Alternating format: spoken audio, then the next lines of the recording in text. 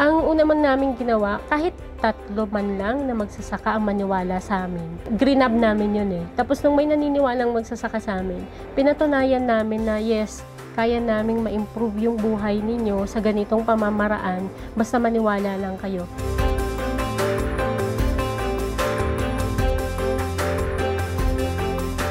Ang Session Groceries is an online platform para dun sa mga magsasaka. So, ang ginagawa ng Session Groceries, dinidisplay yung mga product nila dun sa mobile app. Parang nagkakaroon sila ng store. So, sa loob ng store, makikita ng mga farmer kung ano yung mga orders nila, dinideliver sa atin. Nagsimula ang Session Groceries noong 2018 dito sa Baguio City. Para kaming personal shopper para sa mga community. Pero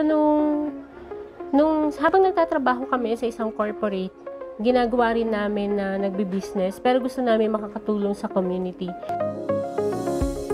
Noong 2019, nagkaroon ng tapunan ng vegetables dito sa Benguet, specifically carrots, na binibenta lang ng 5 pesos per kilo. Tapos yun, parang nakita ko lang sa Facebook, nakita namin na pwede na naman kami makatulong doon, gagamitin na naman yung platform. So, naglagay kami sa Facebook ng call for help na baka may gustong tumulong dito. Ang initial lang namin doon is baka may mga taga Baguio City na gusto tumulong doon sa mga magsasaka sa Benguet. And fortunately, nakita kami sa ibang mga lugar gaya ng Metro Manila. Tapos ang daming umu-order, ang daming gusto tumulong sa mga farmers. Business namin na Session Groceries na pumunta sa pagtulong sa magsasaka is a serendipity business. Kasi parang hindi naman yun yung original na business plan, pero yun yung nangyari. So yun yung mga ginagawa na natin hanggang sa na-develop na natin na yung platform is purely para dun na sa magsasaka. Ang naging inspirasyon namin dito is ano ang may iwan natin sa future generation kung hindi natin titignan ang welfare ng magsasaka. So, sino pa ang matitira sa atin para may magtanim at magbigay ng food para sa atin?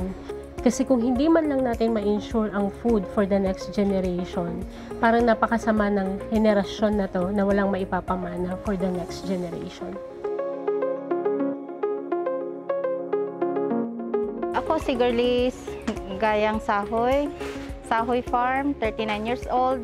Yung farm namin na nakalocate sa Balilila, Trinidad, Benguet.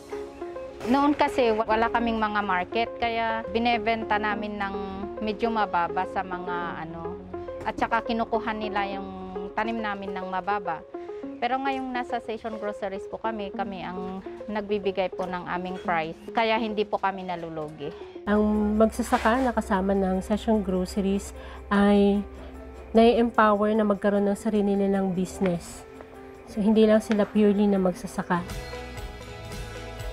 Ang pangarap ko naman sa Session Groceries is lumaki siyang business para makatulong sa maraming tao. Empleyado, customers, mga magsasaka.